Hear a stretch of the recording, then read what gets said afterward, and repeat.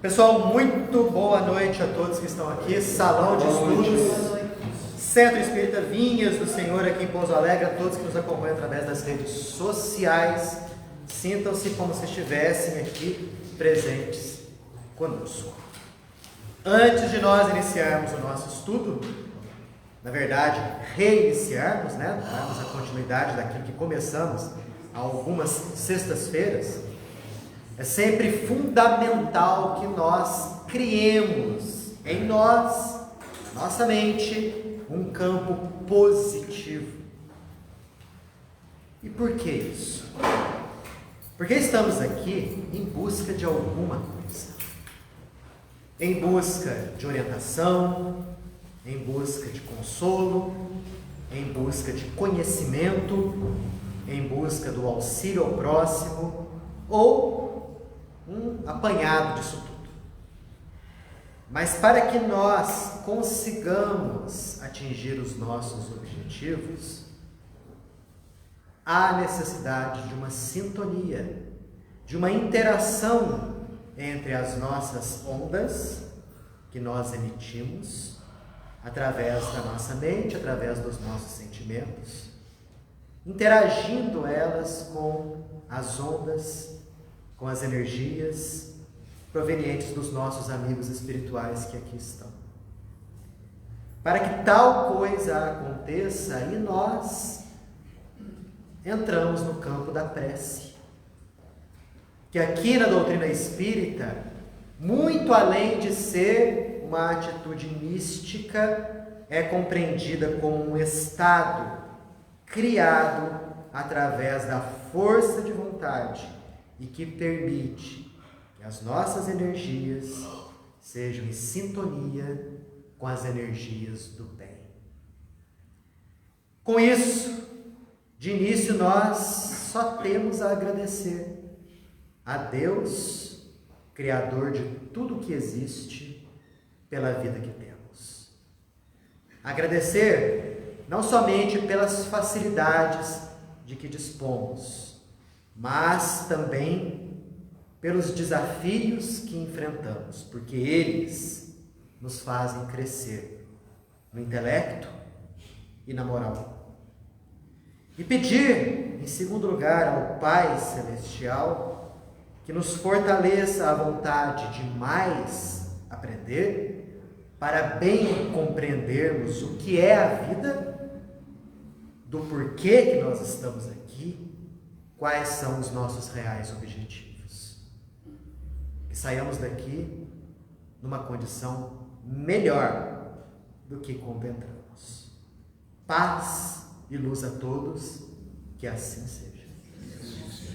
Pessoal, olha só, antes da gente continuar, eu estava dando uma olhadinha ali atrás, aqueles que estão aqui no salão, nós temos ali, além das mensagenzinhas pequenininhas, curtas, que são excelentes também, nós temos 3 folhetinhos aqui um pouquinho maiores, ficam ali atrás naquela mesinha.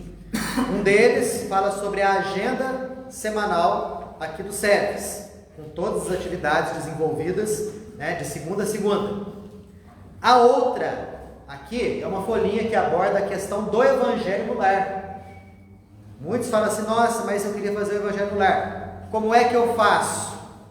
Coisa mais simples do mundo. Claro, tem as orientações na internet e tal, mas já que estamos aqui mesmo, custa nada a gente pegar essa folhinha aqui, ali, em rápidas palavras, toda uma orientação de como fazer o culto do Evangelho no lar.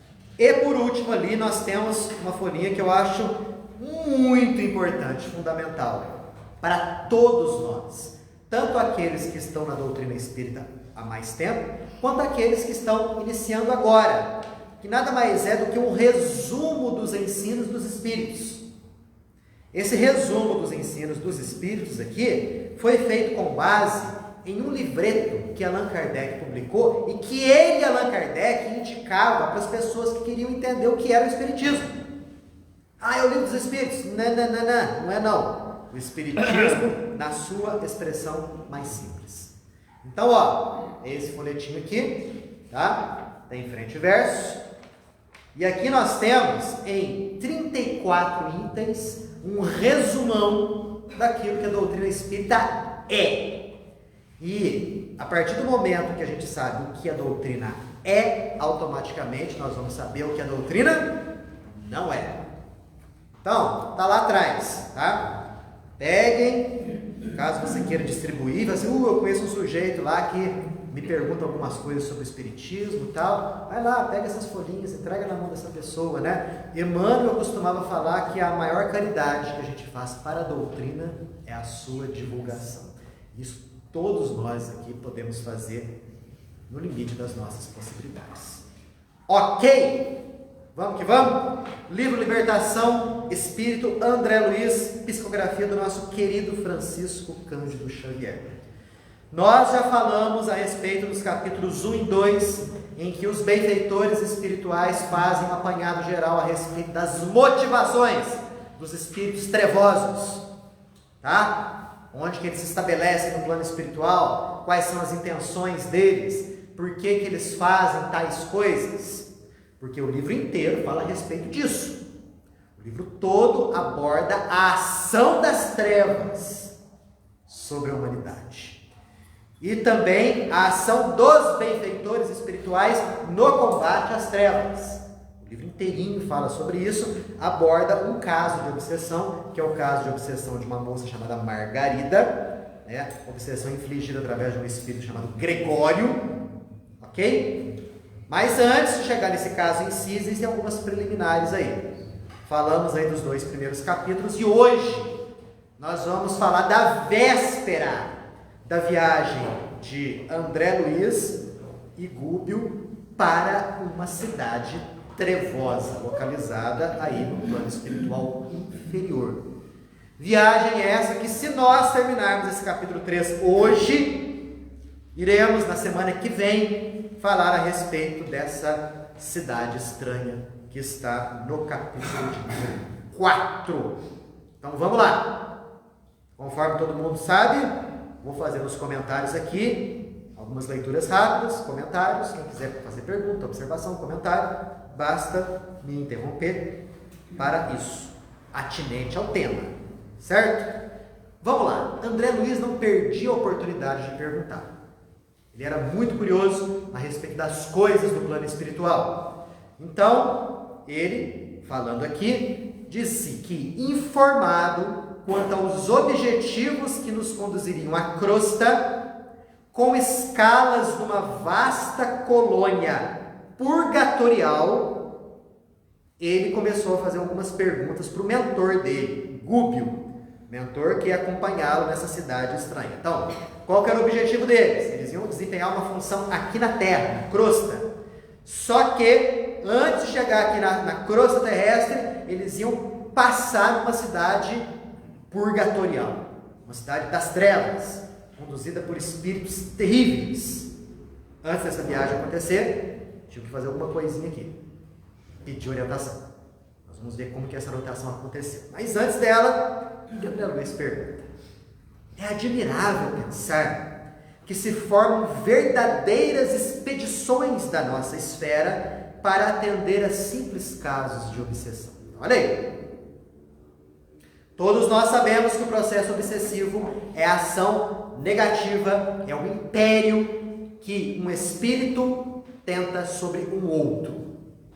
Sendo que o mais comum na obsessão é um espírito desencarnado oferecer uma ação negativa, exercer uma ação nefasta sobre um espírito encarnado. Mas há várias, diferenças aí. Há vários níveis de obsessão numa situação como essa. Como também existem variedades. Existe a obsessão do encarnado para o desencarnado. Existe a obsessão entre desencarnados. E existe a obsessão entre encarnados também. Na verdade, tudo é uma ação de domínio, uma ação negativa que um espírito quer exercer sobre o outro. Ok? Aí André Luiz fala, nossa, que interessante, né? Quer dizer que se organizam verdadeiras expedições aqui do plano espiritual para ajudar os casos de obsessão. Aí Hugo responde, olha, os homens encarnados, nós, não suspeitam a extensão dos cuidados que despertam em nossos círculos de ação. Olha que bonito isso. O que ele está falando aqui? Que muitos pensam que somente pelo fato de acontecer a morte do corpo físico, não existe mais nenhuma ponte de contato entre os desencarnados e nós. Muitas religiões até proíbem isso daí. Entrar em contato com gente morta é o fogo do inferno. Coisas desse nível. A doutrina espírita mostra a coisa sob um ponto de vista totalmente diferente. Todos somos uma única humanidade. A única diferença é que nos encontramos, alguns dentro da carne, outros fora da carne. Mas as relações são incessantes e permanecem sempre e existem sempre. Então, em casos de obsessão, os benfeitores espirituais que se interessam por nós vêm nos auxiliar, vêm nos ajudar. Ternos e ríspidos laços de amor e ódio, simpatia e repulsão acorrentam-nos reciprocamente. Olha a palavra que ele usa: acorrentam-nos. Então, os laços de amor nos unem, porém, os de ódio também nos unem. As almas, na crosta, guardam-se em passageiro sono, com esquecimento temporário no que tange às atividades pregressas. É o esquecimento que nós temos das nossas vidas anteriores. Isso é bom? É tão bom que nós esquecemos. Porque se fosse vantajoso para nós a recordação das vidas anteriores, poderiam ter certeza, teríamos facilidade na lembrança. Se nós não temos a facilidade na lembrança, se nós não sabemos o que aconteceu antes de nós reencarnarmos, se nós não sabemos o que aconteceu nas vidas anteriores, é porque existe um motivo seríssimo para isso. E ele fala aqui, valiosa segurança para retorno a oportunidades de elevação. Ele usa a palavra segurança. Ou seja, querer escarafunchar o nosso passado para saber quem que você foi é atitude de insegurança, que pode gerar malefícios tremendos, psicologicamente falando, para nós. Aí ele fala, os encarnados é assim, porém, para os desencarnados não. Eles têm uma certa lembrança das coisas do passado, mas, mesmo eles estando desencarnados, eles não ficam impassíveis quanto aquilo que a gente passa. Aí André Luiz continua a perguntar: a enferma, ele está se referindo à moça encarnada aqui na Terra, a cuja assistência nós fomos aí chamados, está, por exemplo, no vosso passado espiritual. Aí Gudo fala que realmente a moça que estava aqui encarnada, que estava sofrendo um processo de obsessão espiritual, há muitas encarnações passadas, ela havia sido filha de Gúbio, desse mentor aqui. Então olha que coisa bonita e interessante também. Nós temos afeições seculares e algumas milenares desenvolvidas, fortemente desenvolvidas. Espíritos que talvez estejam conosco, reencarnados, e muitos outros que se encontram desencarnados, mas que nós, dentro da carne, com esse esquecimento temporário, nós não nos lembramos de quem são. Você pode ter certeza, você tem amores profundos, indivíduos profundamente ligados pelos laços dos afetos mais puros e sacrossantos. Daniel, são os vínculos da unidade universal. São vínculos que fazem parte da família universal. Exato. Quer dizer, entra encarnação, sai encarnação, volta, vem, vai. São vínculos que não se desfazem. São vínculos que não se desfazem, e aqueles que estão caminhando à frente, por causa desses vínculos, eles retornam a fim de estender a mão àqueles seus afetos que estão momentaneamente caídos no mal. Isso é fraternidade. Só um segundinho, só para me interromper aqui. Só um segundinho. Aí Rubio fala, certo, verdade. Mas eu não fui designado para servir no caso de Margarida. Margarida é a moça obsediada. Apenas porque eu fui pai dela em vidas passadas. Olha o que ele fala aqui. Em cada problema de socorro é imprescindível considerar as várias partes em jogo. A obsessão é um enigma. E todos nós temos que, no processo de auxílio, avaliar todas as personalidades envolvidas no processo obsessivo. Perseguidores e perseguidos entrelaçam-se em cada processo de auxílio, em grande expressão numérica. O que ele está falando aqui? Que as turmas benfeitoras, quando elas vêm aqui para ajudar, vou pegar um exemplo aqui, em um caso de obsessão, muitos de nós pensamos, nossa, chegou o socorro, vai ajudar o pobre coitado do obsediado e vai acabar com a raça do obsessor. No plano espiritual, os benfeitores têm um pensamento totalmente diferente. Eles vêm ajudar os dois lados, tanto o obsessor quanto o obsediado. Porque nós não sabemos os laços que unem esses seres. Aliás, nós não sabemos quem que começou ali a bagunça, quem começou a treta entre eles. Hoje você vê o obsediado sofrendo horrores na mão do obsessor. Mas talvez se sondássemos o passado do obsediado, você veria ali que em muitas situações ele quem começou. E é muito comum que o obsediado de hoje e o obsessor de hoje invertam papéis. No futuro, o obsediado vira obsessor e o obsessor vira obsediado. Por isso que os nossos benfeitores, eles têm um grande preparo nisso daí. Então eles avaliam a situação como um todo e nada do tipo, vai embora obsessor, como muitos irmãos de outras agremiações religiosas respeitáveis, expulsam o diabo.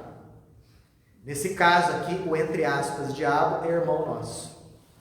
São seres humanos, momentaneamente desarvorados pelos caminhos da vida. Vocês mesmos, eu mesmo, no passado, poderíamos ter ali, no passado, ter desenvolvido a ação de obsessão. Sabe-se lá o que a gente foi? Hoje nós temos boa inclinação. Buscamos melhorar, buscamos progredir, buscamos ajudar as pessoas, buscamos não errar tanto. Mas sabe-se lá o que a gente foi ali em 2, 3, 4 reencarnações passadas? O que a gente não aprontou? O que a gente não fez? Não é? Então apontar o dedo acusador para o obsessor é muito simples. Aí vai saber o passado nosso. Tanto que, por causa disso, quando alguns amigos chegavam até o Chico, falavam, Chico, fulano de tal está obsediado.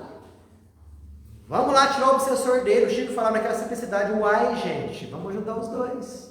Vamos ajudar o obsessor, mas vamos ajudar o obsediado também. É o que o pessoal aqui faz. O Rubio continua. Contudo, quando a perturbação se estabelece, não é fácil desfazer os obstáculos. Porque em tais circunstâncias é indispensável que procedamos com imparcialidade, dando a cada um quanto lhe caiba. Os laços que ligam obsessor e obsediado têm as suas raízes talvez no pretérito longínquo. E não é fácil desfazer isso daí. Por isso que ele fala aqui, quando a perturbação se estabelece, não é fácil desfazer obstáculos. Quando a gente descreveu o caso da Margarida, nós vamos falar isso aí. Os inúmeros fios magnéticos escuros que envolviam a organização perispiritual de Margarida. Os vários seres ovoides que eram magneticamente ligados em toda a coluna vertebral dela, passando pela parte do encéfalo, que provocavam nela todo um desequilíbrio de ordem psíquica com reflexos no organismo. Os nossos benfeitores espirituais têm que agir como psicólogos e como médicos também no trato desses processos. É um negócio complicado. O processo da desobsessão. Olha só o que eles fazem. Mas acima da justiça comum, propriamente considerada, outros tribunais mais altos funcionam. Por que ele falou isso? Porque ele falou o seguinte: aqui a gente sempre olha o nosso lado, a gente sempre puxa a brasa para nossa sardinha, né? Ai, sou eu que sofro, né? Eu tenho um perseguidor terrível. Porém, do lado de lá, os benfeitores veem a situação no todo. Sabe direitinho como que tem que proceder com um lado, como que tem que proceder para o outro lado. A cada um, sempre, segundo as suas obras. Sim, senhora. Então, você está falando sobre a ligação que a gente pode ter tido com a outra pessoa, né? Em outras reencarnações, há tempos atrás, em outros lugares. Comigo aconteceu um fato assim. Eu tenho uma amiga que aos 12 anos ela se ligou em mim. Até hoje nós somos super amigas. E houve um tempo que fomos fazer uma avaliação, né? Ela, mas eu não entendo como a senhora tal. Eu falei, sabe o que acontece?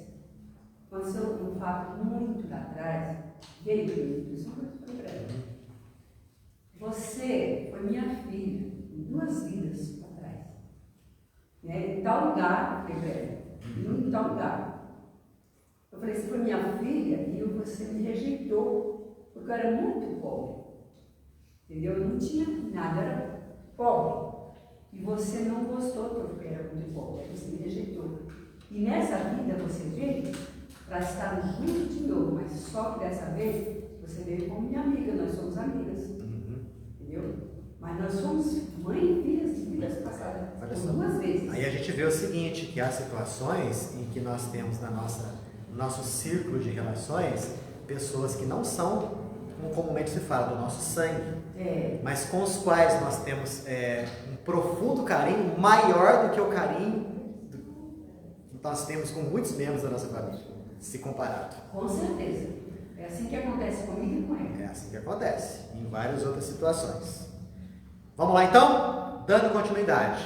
Conversando aí tal, o Gubi, o André Luiz tal, chegaram aonde?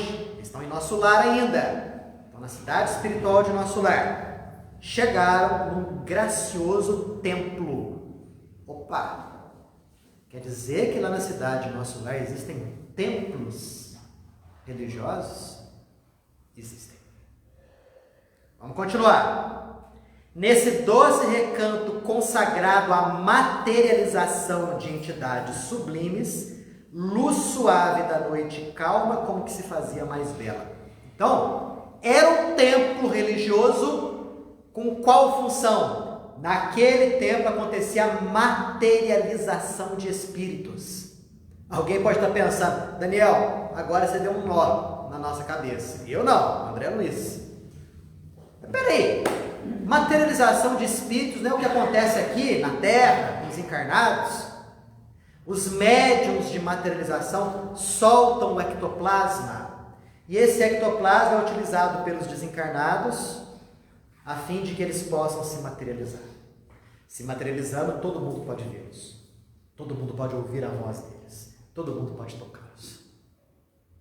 Isso é materialização? É. Mas isso aqui acontece só no plano material, né? Não. Isso também acontece no plano espiritual. Mas como? Gente, é preciso entender. Os planos espirituais, entre aspas, é como se estivessem superpostos assim. Né? A maneira assim, mais fácil da gente entender. Existem aqueles planos espirituais mais densificados, mais materializados, como o umbral. E à medida que vai se afastando da Terra, os planos espirituais vão ficando cada vez mais espiritualizados. Então, se existem espíritos que estão vivendo num plano espiritual muito superior àqueles de nosso lar, para que eles possam dar um recado para o pessoal daqui de baixo, eles têm que materializar. É o processo de materialização dos mesmos moldes que acontece aqui na Terra, Acontece no plano espiritual também. Nós vamos ver direitinho, porque eles descrevem como que acontece esse processo de materialização de espíritos lá em nosso lar. Certinho?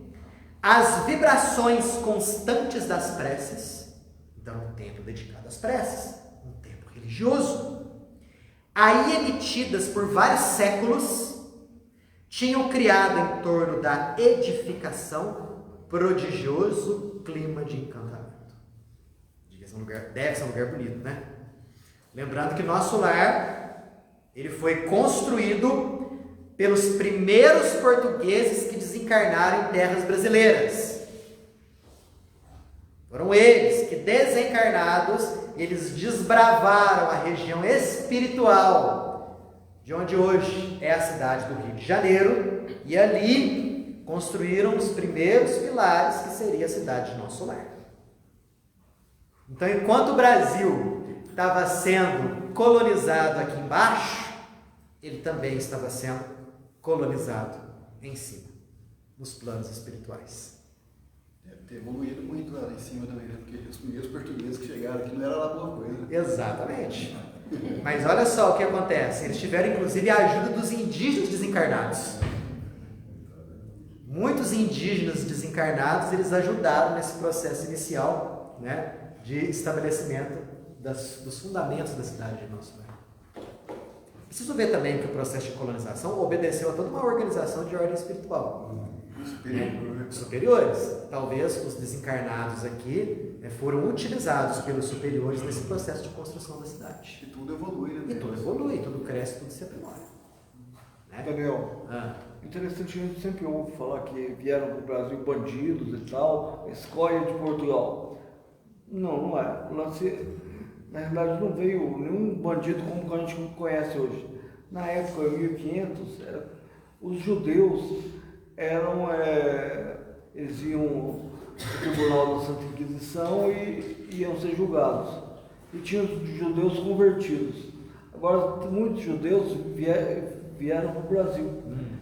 Que na visão deles, os judeus eram uma escória. Só porque eram judeus. Mas que veio para cá, veio muita gente... Assim, vamos dizer assim, o que veio para cá foi uma amálgama. Teve esse lado e teve esse lado também. Teve até o caso de um sujeito, né, que veio para cá e que o filho dele estava preso numa das ilhas portuguesas. Ele pediu autorização do rei para que o filho dele viesse para cá, né, e era um nobre, né, sei lá, um bandido preso lá, objetivando esse filho vindo para cá tomar conta de alguma das capitanias hereditárias aqui do Brasil.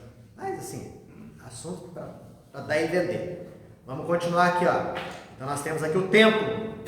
Melodia celeste derramava-se a surdina, e as flores delicadas pareciam corresponder aos sons cristalinos, variando no brilho e na cor. Então olha como é que são as flores do nosso lar. Nossa, lá tem flor? Tem. Quem que gosta de flor aqui? Muitos gostam de flor. Muitos gostam de flor. Para ter certeza, no plano espiritual superior tem flores das cores mais variadas, cores que nós desconhecemos aqui, e muitas delas brilham no escuro, ok? Outras mudam de cor imperceptivelmente, como está escrito aqui. O instrutor tomou-nos à frente e juntos penetramos o jardim, ó, jardim, flores, que circundava o santuário. Alguns irmãos se adiantaram. Dentre esses irmãos tinha o irmão Gama que era o responsável por aquele local, cumprimentos. O irmão Gama falou, ó, chegaram na hora certa, o pessoal aí da materialização já se encontra lá. Entraram e existia um outro grupo ali presente. Na verdade não era um grupo, eram duas moças que estavam ali também para receber instruções de algum espírito superior que ia materializar. Aí ele relata, né? Cariciosa claridade azul brilhante banhava o largo recinto, adornado de flores níveas, semelhantes aos lírios que conhecemos na terra. Aí começa. Os doadores da energia radiante, médiuns de materialização em nosso plano, Então, assim como existem médios de materialização aqui na Terra, vide o que acontece nos dias de hoje no lar Frei Luiz, onde médicos desencarnados materializam-se, prestando-se a inúmeras cirurgias mesmo, de doentes que para lá são levados. Então, lá no plano espiritual, há médios de materialização também. Se alinhavam esses médios, mais ou menos em número de 20. Uma melodia continuou, né, a tocar. E após uma prece, eis que a tribuna doméstica se ilumina. Presta atenção. Esbranquiçada nuvem de substância leitosa brilhante, adensa-se em derredor. O que está descrevendo aqui? Ectoplasma. O ectoplasma. Porque essa é a aparência do ectoplasma. O ectoplasma é uma substância de coloração branco-leitosa, na maioria dos casos. Pode variar de cor. Há ectoplasma amarelado, há aquele acinzentado e até ectoplasma preto. Existe. Mas o mais comum é o ectoplasma de coloração branco-leitosa. Nesse caso aqui, brilhante. Esse ectoplasma saiu dos médiums de materialização, foi se acumulando aonde estava ali uma tribuna e de repente, desse bloco de neve translúcida, a gente vai imaginando, né, aqueles fluidos se levantando, né, formando ali um contorno mais ou menos humano e de repente daquele grupo de fluidos emerge a figura viva e respeitável de veneranda mulher. Era uma senhora, uma mulher veneranda, que estava ali não para falar com o André Luiz e o grupinho dele, mas para falar com as duas moças que lá estavam.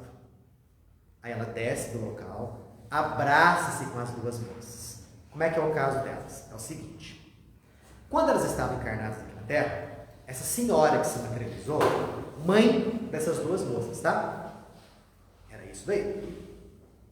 E o chefe de família ali no caso, chamado Cláudio, olha o que ele fez. Ele matou o parente para ficar com o dinheiro dele.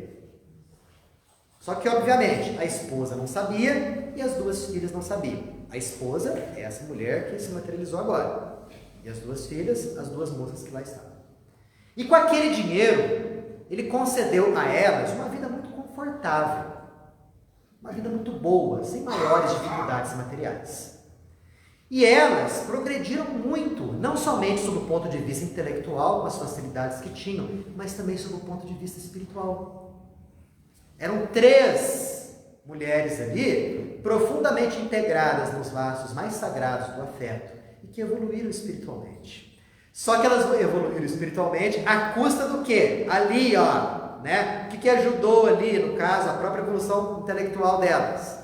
O dinheiro, que havia sido obtido através de um assassinato.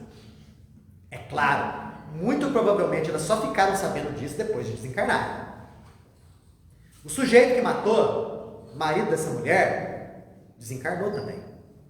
E onde que ele estava? Adivinha onde é que ele estava? Em regiões sofredoras. E essas moças buscavam a todo e qualquer momento ajudar ele. Elas falam aqui, ó: temos velado pelo paizinho, mergulhado nas sombras. Todavia, há 6 anos buscamo-lo em balde. Ele faz 6 anos que ele está tentando ajudar ele. Nada.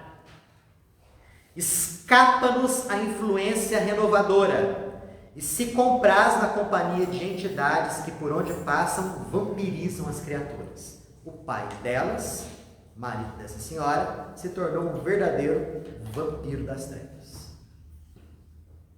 Há 6 anos as duas moças estavam tentando ajudar ele, inspirando bons pensamentos, enviando bons sentimentos, fazendo prece. Adiantou alguma coisa nesses 6 anos? Nada. Ele fala aqui, ó: escapa-nos a influência. Não nos recebe a atuação carinhosa, senão em forma de pensamentos muito vagos. Pensamentos esses que ele se desvencilha, né? De certos pensamentos de arrependimento, né? De busca de perdão, de melhoria. Ele não quer nem saber disso. Ele quer a arruaça, é a bagunça com as entidades que ele agrupou ali. Tão vampiros quanto ele. Nossa, Daniel, tem vampiro no plano espiritual? Tem. Mas o vampiro aqui nós não devemos entender como o Conde Drácula, né? Com os dois dentinhos assim, aquela capa preta com aquele negócio assim atrás, né? O vampiro aqui é aquele indivíduo desencarnado que não se desapega das coisas materiais, que sente uma profunda falta das sensações materiais e que suga as energias dos encarnados. Isso é o vampiro, tá? Eles fazem isso porque eles querem sentir novamente as sensações materiais. Vira vampiro. O nosso querido Cláudio virou um vampiro. Ele e outros 6 ali, né? Aí a mulher falou para as moças: filhas amadas, o sol combate as trevas todos os dias. Batalhemos contra o mal incessantemente até a vitória. Se o Cristo trabalha por nós desde o princípio dos séculos, que dizer das nossas obrigações de amparo e tolerância? Olha só a comparação que ela faz. As moças foram reclamar: nossa, faz 6 anos que a gente está tentando ajudar ele. Nada. De leve só ele recebe uns pensamentos assim que ele escapa. Aí ela fala: o Cristo está há milênios nos ajudando. Olha só os sacrifícios dele para nos ajudar. E nós queremos o quê? Facilidades? De modo algum. Aí ela fala: tornaremos ao campo de luta regeneradora e benfazeja. Que vale para nós a paisagem celestial sem a libertação daqueles que amamos? Ah, olha aí. O que explicam em outras religiões veneráveis? Que se você atingir o céu, você está nesse céu, de lá você não sai. Se você tiver alguém que você ama se contorcendo nas chamas do inferno, um abraço.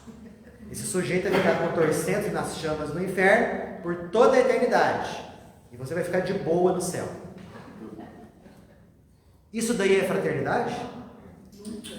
Cadê o amor ao próximo aí? Existe amor ao próximo aí? Não é a representação de um céu profundamente egoísta? Total. O que a doutrina espírita nos explica? Que aqueles que vão à frente estendem as mãos àqueles que estão na retaguarda. Porque ela fala: que vale para nós a paisagem celestial sem a libertação daqueles que amamos? Olha outra cacetada que ela dá: abandonar quem nos serviu de degrau para a ascensão é das mais horrendas formas de ingratidão.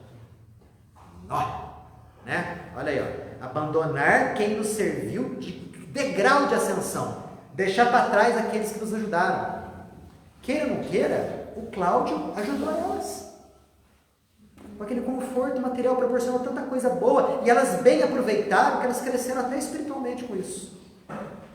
Né? Já pensou se as 3 falassem assim: agora ele está lá, deixa ele lá vampirizar, né? Vamos lá para os planos superiores. Isso é ingratidão. Não é assim que acontece.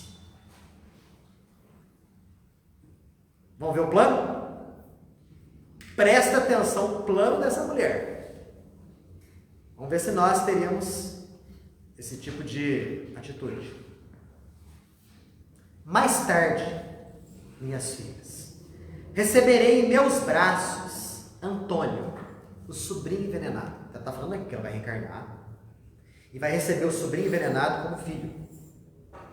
Quem que vai ser o marido dela? Cláudio de novo. Então o plano era o seguinte: as 2 moças agirem no pai, buscando mudar a cabeça dele, buscando induzi-lo ao arrependimento, ao remorso, a fim de que ele seja resgatado, preparado no plano espiritual, reencarnar. Para que ele vai reencarnar? No futuro vai receber essa nobre mulher como esposa de novo. Essa nobre mulher vai receber como filho Antônio, o sobrinho envenenado. E para quê? Quem pode me explicar isso? exato para que haja reconciliação. O plano divino é que não haja ódios eternos e indissolúveis, mas que aqueles que se odeiam sejam reunidos a fim de que o amor se faça presente. Daí a gente consegue entender as dificuldades que existem dentro de uma família entre alguns membros que não se gostam. E eu posso falar que se odeiam na surdina, veladamente ou ostensivamente. Vocês conhecem casos como esse? Não, os Nardoni, Vários e vários casos. Tanto casos famosos quanto casos anônimos. Nós observamos isso. E dentro da nossa própria família. Sem sombra nenhuma de dúvida. Então vamos lá. A tarefa. Enquanto essa nobre mulher ia tentar convencer Antônio a reencarnar, olha, tem que reencarnar, sabe? Fazer as pazes. As duas moças estavam lá nos umbrais, mudando a cabeça do pai. Mudando a cabeça dele. Ele passa por um processo de preparação. Ele reencarna, recebe a nobre mulher como esposa. Da união dos dois, vem um filhinho, Antônio, que foi o sobrinho assassinado. Já pensaram como vai ser a relação do Antônio com o pai? Eu acho que vai ser boa, porque todo Antônio é de gente boa. Já pensaram? Que dificuldade que vai ser? O filho, ele não vai se lembrar. Nossa, meu pai me matou em vida passada. Não, mas vai ficar aquele negócio inconsciente, né? Por que eu não gosto desse cara? Quando ele vem me abraçar, eu já, né? Sei lá. Parece que eu tenho a intuição que ele vai me prejudicar de alguma forma. Tá Ou passando. às vezes vem até doente, né? Porque esse pai cuide mais Pode, dele. Como ele pode. foi envenenado, né? Pode. Ô Daniel, por isso que o véu do esquecimento é o que há de mais correto. Por quê? Olha essa família. Sem falar que essas lembranças que as pessoas às vezes querem saber, o nosso cérebro não consegue vivenciar uma vida aqui terra a terra e lembrar de mais uma. Não consegue. Não consegue, o nosso cérebro não está pronto para isso. É um bloqueio até, entre aspas, material mesmo. Nosso cérebro não tem condições. Não tem condições. Então, o véu do esquecimento é a coisa mais bem feita que existe. Porque, havendo a lembrança nítida, a convivência entre os dois ali se torna impossível. Não tem como, não tem jeito. Né? Vamos supor o Cláudio aqui, embalando o Antônio nos braços, olhando para ele, falando assim: eu matei esse sujeito no passado. Ou então eu vou jogar ele no privado. Aí o Antônio cresce e fala o seguinte, olha para o pai e fala o seguinte: esse sujeito me matou no passado.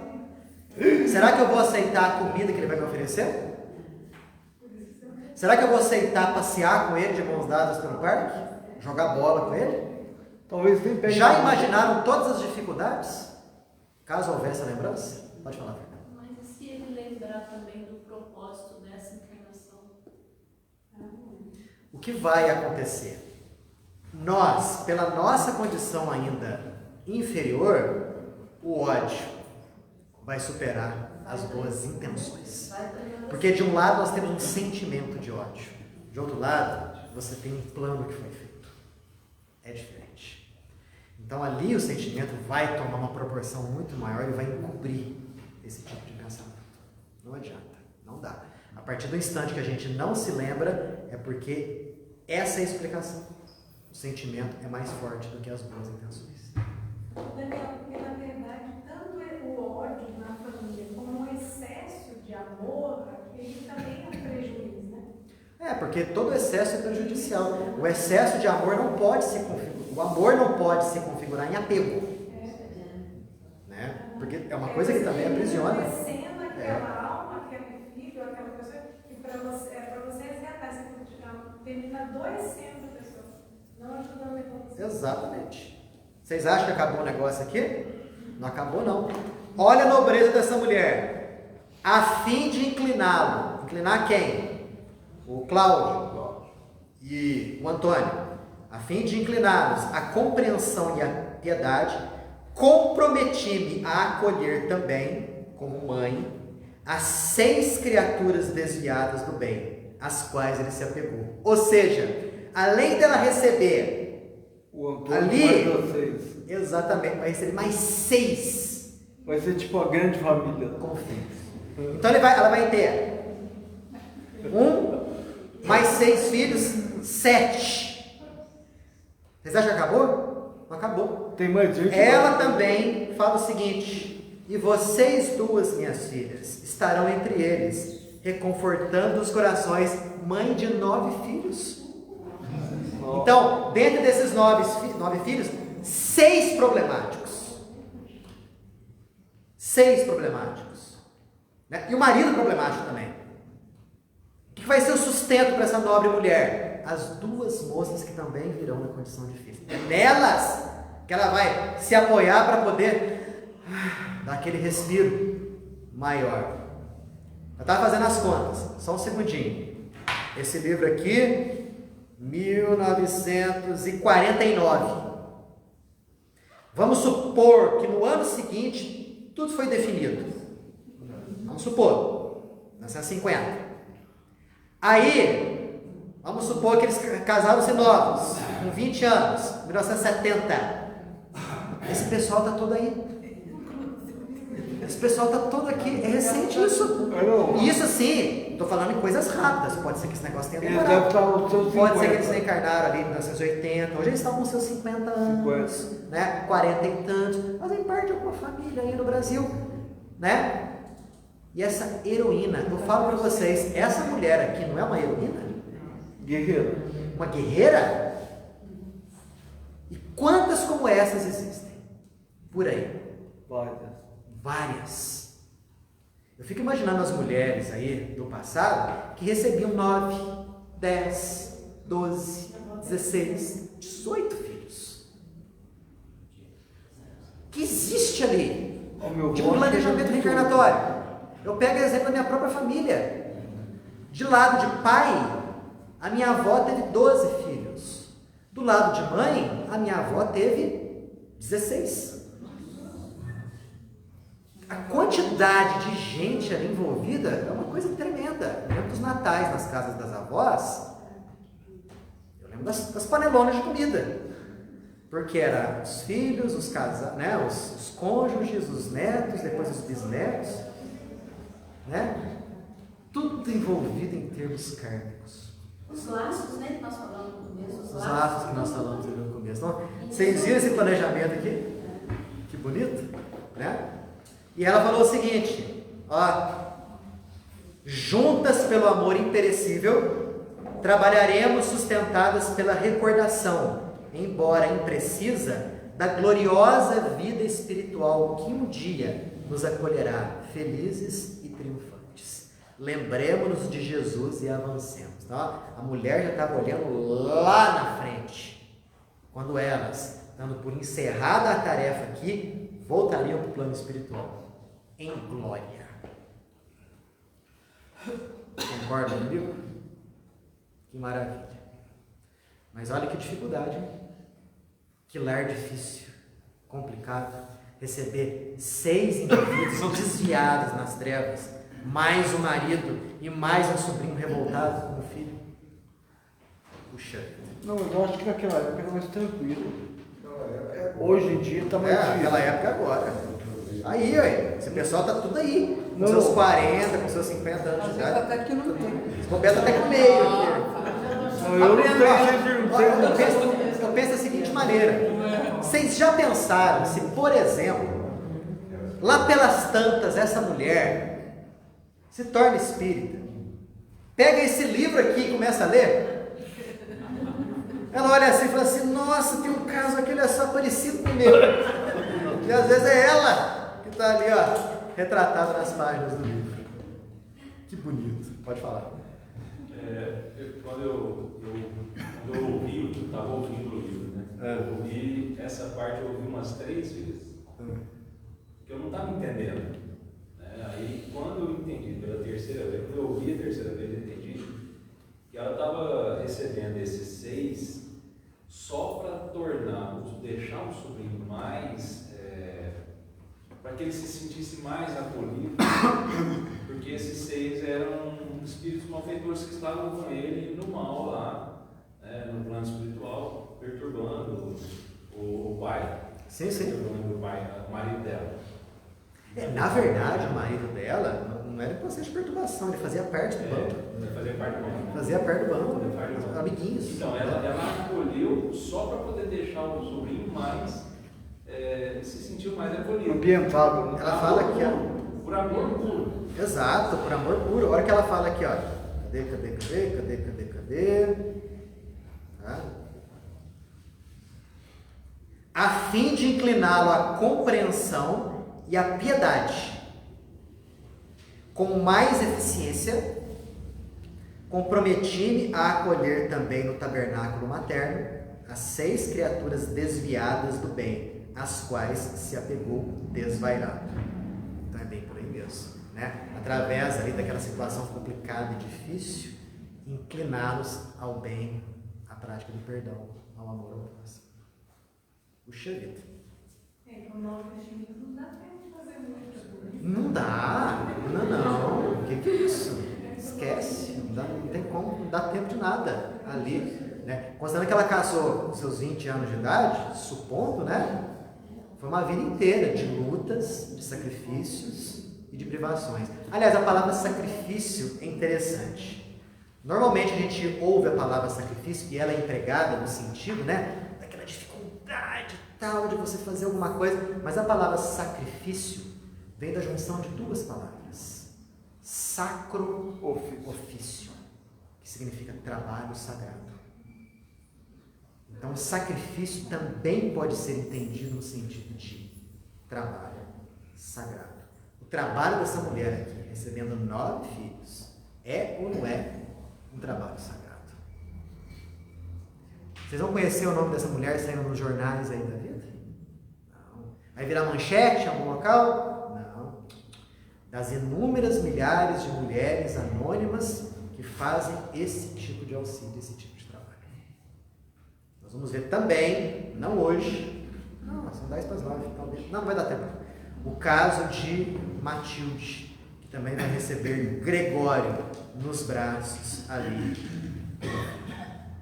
Ok? Temos 10 minutos. Não vai dar tempo de falar de Gregório. Tá? Tem que falar com mais calma dele. Perguntas, comentários, observações com relação a isso daqui que a gente comentou agora há pouco? Eu queria fazer, tentar entender qual que é a matéria utilizada pelos médiuns espirituais, porque aqui a gente tem o ectoplasma.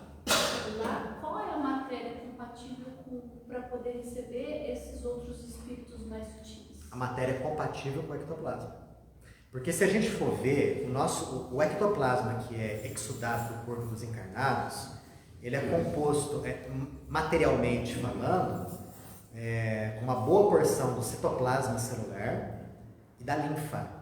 Tanto que quando os cientistas do passado analisaram quimicamente falando o citoplasma e biologicamente, ali existe toda uma composição baseada em carbono, hidrogênio, oxigênio, nitrogênio e enxofre, que são os elementos básicos da vida. E também grupamentos celulares e tudo mais. Muito semelhantes, inclusive, ao quilo. O que é o quilo? O quilo é um resultado do processo inicial de digestão. É um líquido clarinho que vem da digestão. Tanto que é uma coisa material, o ectoplasma, que em algumas situações o médio de efeitos físicos doa tanto ectoplasma que chega a perder peso. Que partes do corpo dele ficam flácidas. Isso já foi medido com equipamentos especiais. E até mesmo, dependendo da intensidade do ectoplasma liberado, partes do corpo do médio de efeito físico somem, desaparecem. E há situações em que o corpo físico do médio desaparece inteiro. Aí quando o ectoplasma volta, o corpo é reconstituído. Certo? Plano espiritual. Estão em nosso lar. Em nosso lar, uma região espiritual próxima aqui da Terra. Eles têm um corpo lá, parecido com o nosso. O corpo deles lá tem células também. O corpo deles lá, portanto, deve ter o núcleo celular e o citoplasma celular. Então, esse ectoplasma deles, médiuns de materialização, em termos de composição, é algo muito similar ao nosso ectoplasma aqui. O que muda deve ser a frequência, então. O que muda é a frequência. É uma substância mais sutil, uma substância mais maleável. O André Luiz, quando descreve uma materialização no livro Missionários da Luz, um livro de mediunidade que ele fala aí, nos domínios da mediunidade, ele fala que o ectoplasma daqui da Terra é formado por 3 partes no processo de materialização. O do médium, que é o mais indócil, o menos puro, da natureza, energias da natureza, e as energias do plano espiritual. Portanto, no plano espiritual, esse ectoplasma é um ectoplasma muito mais sutil, muito mais maleável e de maior qualidade. Tanto que a materialização aqui foi completa. Na materialização de Matilde, André Luiz chega a descrever a roupa que ela está usando. Enquanto que o nosso ectoplasma aqui, dependendo da ectoplasmia e dependendo das pessoas presentes no ambiente, a materialização é incompleta. O espírito materializado aparece como se estivesse envolvido em panos brancos e aparece só a carinha dele. É a materialização incompleta. Quando a materialização é completa e perfeita, o espírito aparece, vocês estão me vendo aqui. Tá? Aí o espírito pode ir, conversa com um, conversa com outro, cumprimenta. Muito legal. Muito. Fala, Maria. Ô, Daniel, no livro Obreiros da Vida Eterna, tem uma materialização de um espírito que veio lá das alturas. Tem.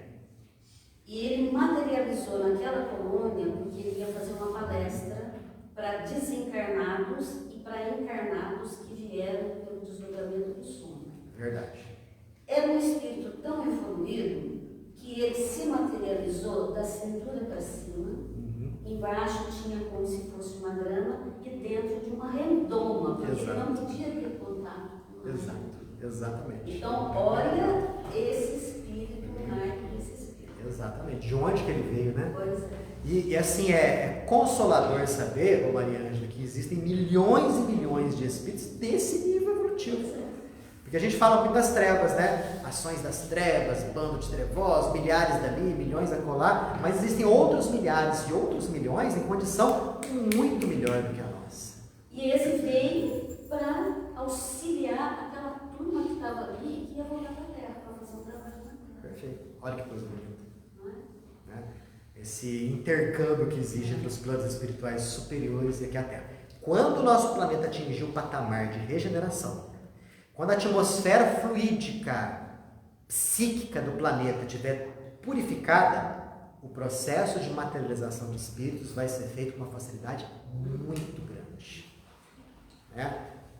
Talvez no interior das casas existam aparelhos de materialização ali de espíritos, né? Para que a gente possa acessar os nossos entes queridos através do processo de materialização. Quase todo o comentário do Peixotinho, né? Que as filhas falam que achavam normal, achavam que na casa de todo mundo acontecer materialização. Porque o pai fornecia ectoplasma à torta direito, né? Peixotinho foi um dos maiores médios de materialização do Brasil. Os maiores médios. Fala. Daniel, quando acontece a materialização, espíritos de esferas tão elevadas assim, eles não precisam fazer a redução vibratória até chegar ao nível daquele local. A materialização não precisa desse tipo de redução vibratória. Não, a princípio não. Por exemplo, o que acontece no plano espiritual? Quando um espírito de melhor condição, ele quer se mostrar a um espírito de condição inferior, ele reduz, ele faz um processo ali de indução do seu próprio organismo perispiritual para reduzir as suas vibrações. Aí ele desce as suas vibrações, ele fica visível para o inferior. Isso não é uma materialização, é só uma redução vibratória. Esse processo descrito aqui não é um processo de redução vibratória. É um processo em que o desencarnado, ele se veste com o ectoplasma e o ectoplasma forma o corpo físico dele, como se fosse realmente uma máscara, uma capa. No caso de Jesus. Mas o espírito não está lá, né? Tá, vamos chegar aí. Mas o espírito não está lá. O espírito está lá. Ele está lá, ele se materializa. O ectoplasma, toma conta do corpo daquele indivíduo, a fim daquele indivíduo possa se mostrar. Como se ele vestisse uma capa, né, de ectoplasma ali, aquele ectoplasma proporcionasse que aquele indivíduo ficasse visível. Sem ter que reduzir a vibração. Sem ter que reduzir a vibração. Nenhum termo de redução vibratória. O que aconteceu com Jesus após ele morrer na cruz e se mostrar ali? A primeira pessoa com a qual ele se mostrou foi quem? Maria Madalena. O que ele fala para ela quando ela quer tocar nele? Não me toques, porque eu ainda não subi a meu pai. Por que ele falou isso? Porque Madalena estava vendo ele pela vidência. Se ela fosse tocá-lo, ela ia vazar o braço. Aí ela ia ficar assustadíssima, né? Será que ela era uma médica? Pode ter certeza. Vidente. Pelo menos naquele caso ele mostrou a evidência dela. Agora, nos casos em que Tomé toca a lateral dele e as chagas, no caso quando ele aparece na beirada do mar do Tiberíades e chama os pescadores, discípulos deles, para comer peixe, no caso quando ele aparece na estrada de Emaús para 2 discípulos e esses 2 discípulos o convidam para comida, ele corta o pão, nesses casos ele estava materializado. Agora, qual que foi o ectoplasma usado para materializar Jesus? Qualquer um que ele quisesse. De onde que ele pegou isso daí? Ou será que nesses casos, ele, pelo potencial dele, ele reduziu vibratoriamente o seu corpo perispiritual a ponto de ficar material? Sinceramente, não sei te dizer. É uma dessas 2 opções. Daniel. Já tinha reduzido a vibração dele para se encarnar. Para encarnar. Estava fácil até. Para fazer isso, para ele é fácil. Né? Daniel, quem criou o planeta reduziu o Fichinha. Ah, Fichinha, né? não, e outro. Muita gente comenta que parece que gastou para reduzir o 1000 anos. 1000 anos. Mas para ele foi segundos, porque você sabe que o tempo Até a dos questão lados do tempo lá é diferente. milésimos de segundos. Verdade. Não foi sofrimento nenhum. Semana que vem a gente continua esse capítulo aqui. Né? Eu terminando esse capítulo aqui, aí a gente talvez comece na semana que vem a descida vibratória deles nessa cidade estranha. Nós vamos ver isso daí. Nós vamos ver os benfeitores descendo até regiões umbralinas, André Luiz descrevendo a adesão dos fluidos ambientes de baixo nível no organismo perispiritual, a ponto deles ficarem com falta de ar, mas era necessário para que eles ficassem visíveis aos desencarnados que estavam nessa região. Mas aí semana que vem a gente comenta a respeito disso. Vamos fechar os nossos olhos para os nossos irmãos que estão aí em casa. A gente agradece a Deus a oportunidade de nos encontrarmos aqui, agradecendo esse banquete espiritual que a doutrina espírita nos proporciona, para que com esse conhecimento possamos nos libertar dos medos, das angústias, das inibições, das dificuldades, com todas essas coisas que tanto atrapalham o nosso progresso espiritual. A todos paz, a todos luz, que Jesus abençoe a casa de vocês hoje e sempre.